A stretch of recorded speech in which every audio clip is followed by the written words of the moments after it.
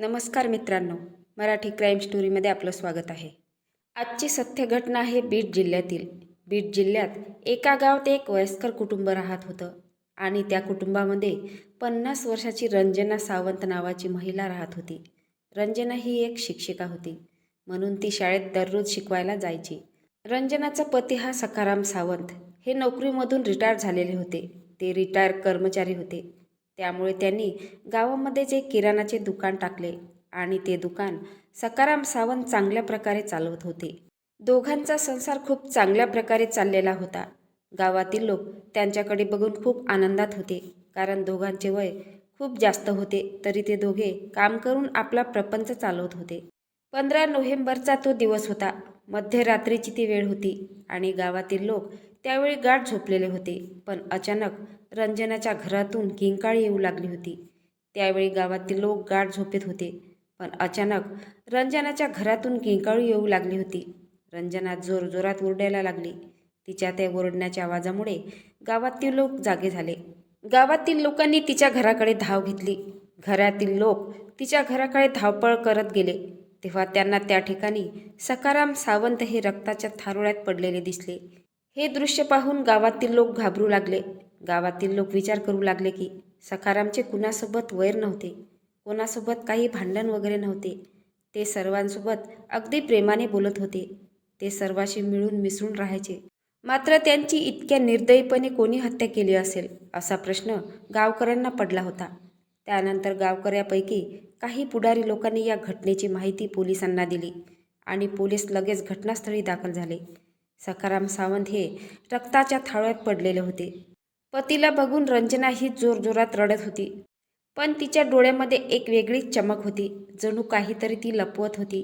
काही दिवसापूर्वी रंजना ही शाळेत शिकवायला जायची, तेव्हा तिच्या शाळेमध्ये एक नवीन शिक्षक आलेला होता. दोघांची हळूहळू चांगली ओळख झाली. त्या शिक्षकाचे नाव होते आनंद आणि हा आनंद शिक्षक 45 वर्षाचे होते. रंजना ही जरी आनंदपेक्षा 5 वर्षांनी मोठी होती, तरी ती दिसायला खूप सुंदर आणि आकर्षक होती. त्यानंतर रंजना आणि आनंद यांची ओळखी झाल्यानंतर यांच्यामध्ये मैत्री झाली आणि मैत्रीचं रूपांतर प्रेमात झाले. मात्र सखारामला या दोघांच्या प्रेमसंबंधाविषयी काही माहीत नव्हतं. किराणा दुकानात राहूनच दिवसभर आपलं काम करायचे. रंजना ही सकाळी शाळेत शिकवायला जायची आणि दुपारी आपला प्रियकर आनंद याला घरी बोलावून त्याच्यासोबत शरीर संबंध ठेवायची. दुपारची वेळ असल्यामुळे गावात खूप शांतता असायची आणि त्यामुळे रंजना व आनंदविषयी कोणालाही संशय येत नव्हता. त्यानंतर सलग 10 दिवस रंजना आणि आनंदमध्ये शरीर संबंध प्रस्थापित व्हायचे. संबंध करून झाल्यानंतर आनंद हा रंजनाच्या घराच्या पाठीमागून पळून जायचा आणि रंजनाही शाळेत परत शिकवायला जायची. सगळं काही रंजना आणि आनंदमध्ये सुरळीत चाललेलं होतं. सखाराम हा आपल्या दुकानातून दमून थकून आपल्या घरी यायचा आणि रंजनासोबत आपला वेळ घालवायचा. मात्र काही दिवसापासून रंजना ही आपला पती सखारामसोबत विचित्र वागू लागली. ती आधीसारखीच त्याच्यासोबत बोलत नव्हती, त्याच्यासोबत बसत नव्हती, त्याला हात देखील लावू देत नव्हती. आता रंजनाचे असे वागणे पाहून सखारामला तिच्याविषयी संशय यायला लागला. तरी देखील त्याने आपली पत्नी रंजनावर दुर्लक्ष केलं. काही महिन्यांचा कालावधी हा असाच निघून गेला. पत्नी रंजनाही सखारामच्या डोळ्यात अशीच धूळ झोकत राहिली. एक दिवस सखारामला रंजना आणि आनंदचे प्रेम कोणाकडून तरी समजले. तिच्या शाळेतील नवीन शिक्षक नेहमी दुपारच्या वेळी तुमच्या घरी येतो आणि दोघांचे संबंध बनतात, अशा प्रकारे सखारामला माहिती मिळाली. तेव्हा सखारामच्या तळपायाची आग मस्तकात गेली. सखारामला आपल्या पत्नीवर खूप विश्वास होता. त्याला वाटले की ह्या वयात त्याची पत्नी असं काही वाईट कृत्य करणार नाही. मात्र त्याची पत्नी त्याच्या पाठीमागे त्यांना धोका देत होती. सखाराम सावंत आपलं घर कसं चालेल हाच विचार दररोज करायचे आणि आपल्या किराणा दुकानात दिवसभर बसून दुकान चालवायचे. मात्र पत्नी हे सगळं विसरून परपुरुषासोबत संबंध ठेवायची. इतके काबाड कष्ट करून आपला काय उपयोग झाला आहे, असाच विचार आता सखाराम यांच्या डोक्यात येऊ लागले होते. आता सखारामला वाटले की गावातील लोकांना माझ्या पत्नीविषयी कळाले तर माझी इज्जत जाईल. जे लोक माझी इज्जत करत होते ते आता करणार नाही. गावात माझी बदनामी होईल. सखारामला याच गोष्टीचे खूप दुःख वाटत होते. सखाराम हा आपल्या पत्नीला विचारू लागले की म्हातारपणात तू अशी का वागत आहे. सखाराम पत्नीवर चिडून बोलू लागले.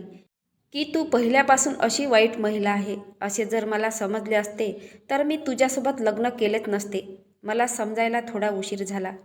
असे बोलून सखाराम आपल्या पत्नीवर काहीही आरोप लावायला लागले. आता पत्नी रंजनाला आपल्या पतीची अडचण वाटायला लागली. आता रंजनाला संबंधाची चटक लागलेली होती. त्यामुळे रंजनाने आपल्या प्रियकरासोबत बसून विचार केला आणि यावर योग्य तो मार्ग काढायला सुरुवात केली. आता रंजनाचा प्रियकर आनंद रंजनाला म्हणाला, जर आपण रात्रीच्या वेळी तुझ्या पतीला सखारामला संपवलं तर कोणालाही काही संशय येणार नाही असा विचार करत आपल्याच पतीची हत्या करण्याची प्लॅनिंग बनवत होती. त्यानंतर दुसऱ्या दिवशी सकाळची वेळ होती. सखाराम हे आपल्या दुकानात गेले होते आणि रंजना ही घरी एकटीच होती. त्या दिवशी सकाळी रंजनाने तिचा प्रियकर आनंद याला रात्री घरात बोलावून घेतले आणि दोघांनी मिळून सखारामला कसे मारावे याचा प्लॅन बनवून ठेवला. आणि त्याच दिवशी संध्याकाळी सखाराम दुकानातून दमून थकून घरी आले आणि घरी आल्यानंतर रंजनाही आपला पती सखारामसोबत गोडगोड बोलू लागली. त्याला चांगल्या प्रकारे तिने जेवण दिले. आता पत्नीचे चांगले वागणे बघून सखारामला वाटले की आपली पत्नी सुधारली असेल. सखारामला आपल्या पत्नीवर काहीही संशय आला नाही. मात्र सखारामला हे माहीत नव्हतं की त्याचं रात्री त्यांची पत्नी त्यांच्या जीवनाचे काळ रात्र ठरणार आहे. त्यानंतर जेवण वगैरे केल्यानंतर सखाराम हे गाढ झोपी गेले आणि मध्यरात्री आपल्या प्रियकराला आनंदला रंजनाने फोन केला आणि आनंदला आपल्या घरी बोलावले. मध्यरात्री आनंद घरी आला. सखाराम हा झोपलेला होता. पत्नीने हळूच दार उघडलं आणि आनंदला घरात घेतलं. आनंद घरामध्ये आल्यानंतर आनंदने झोपेतच सखारामवर चाकूने वार केले. वार इतका जोरदार होता की सखारामचा तेथेच मृत्यू झाला. सखारामचा मृत्यू झाल्यानंतर आनंद आणि रंजनाने पतीच्या मृतदेहाजवळच प्रियकर आनंदसोबत संबंध प्रस्थापित केले. सर्व काही करून झाल्यानंतर रंजना ही आनंदला म्हणाली, तू मागच्या दारातून पळून जा, मी इकडे सर्व काही सांभाळते. आणि आनंद पळून गेल्यानंतर रंजना ही जोरजोरात ओरडते. रंजना ही जोरजोरात ओरडून म्हणते की माझ्या पतीला कोणीतरी मारलं आहे, लवकर धावत या. रंजनाचा आवाज एवढ्या जोरात होता की गावातील लोक मध्यरात्री झोपेतून जागे झाले. गावातील लोकांनी रंजनाच्या घरी धाव घेतली. त्यानंतर गावातील लोक रंजनाच्या घरी गेल्यानंतर त्यांना एक विचित्र दृश्य दिसलं. सखाराम हा रक्ताच्या थारोळ्यात पडलेला होता आणि त्याची पत्नी रंजनाही त्याच्यासमोर रडत बसलेली होती. त्यानंतर गावातील लोक काही पुढारी लोकांनी पोलिसांना फोन केला आणि पोलीस घटनास्थळी दाखल झाले. त्यानंतर पोलिसांनी चांगल्या प्रकारे तपास करायला सुरुवात केली. रंजना ही पोलिसांना म्हणायला लागली की मी झोपेतच होते आणि झोपेतच मला आवाज आला, तेव्हा मला दिसले की माझे पती हे रक्ताच्या थारोळ्यात पडलेले होते. असे खोटे बोलून तिने पोलिसांना काहीतरी वेगळंच सांगितलं. त्यानंतर पोलिसांनी चांगल्या प्रकारे तपासणी करायला सुरुवात केली होती. रक्ताचे डाग हे जमिनीवर पडलेले होते आणि ते बाहेर पण दिसत होते. तेव्हा पोलिसांना काहीतरी वेगळाच संशय येऊ लागला. त्यामुळे पोलिसांनी सोबत इंग्लिश कुत्रा आणलेला होता.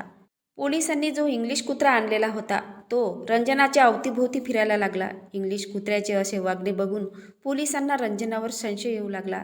आता पोलिसांनी रंजनाला ताब्यात घेऊन चांगल्या प्रकारे चौकशी करायला सुरुवात केली. मात्र रंजना ही पोलिसांना भटकवत होती. मी काहीही केले नाही आणि कोणीतरी आलं आणि माझ्या पतीची हत्या करून पळून गेले, अशीच पोलिसांना ती बोलू लागली. त्यानंतर महिला पोलिसांनी जेव्हा रंजनाची चांगल्या प्रकारे पाहुणचार केला तेव्हा रंजनाने सर्व सत्य पोलिसांना सांगितलं. रंजना पोलिसांना म्हणाले की माझ्या प्रियकराने आणि मीच माझ्या पतीला मारले आहे. तो आमच्या अनैतिक संबंधात अडथळा होता म्हणून आम्ही त्याला संपवले, अशी कबुली रंजनाने पोलिसांना दिली. त्यानंतर पोलिसांनी रंजनाला अटक केली आणि तिच्यावर कायदेशीर कारवाई करायला सुरुवात केली. आणि पोलिसांनी रंजनाचा जो प्रियकर होता आनंद त्यालाही पकडले आणि त्याच्यावर पण कठोर कारवाई केली आणि न्यायालयात हजर केले आणि न्यायालयामध्ये दोघांनाही जन्मठेपेची शिक्षा सुनावली. मित्रांनो, समाजात अशा महिला आपल्याच पतीचा घात करतात आणि आपल्या जीवनाची संपूर्ण राख रांगोळी करून घेतात. मित्रांनो, या घटनेचा उद्देश कोणाच्या भावना दुखवणे नाही तर अश्लीलतेचा प्रसार करणे नाही. जे समाजात घडतंय तेच आम्ही सांगण्याचा प्रयत्न करीत आहोत. या घटनेबद्दल तुम्हाला काय वाटते नक्की कमेंट बॉक्समध्ये सांगा. नवीन असाल तर चॅनलला सबस्क्राईब करा, लाईक करा. भेटूया पुढल्या व्हिडिओत. जय महाराष्ट्र.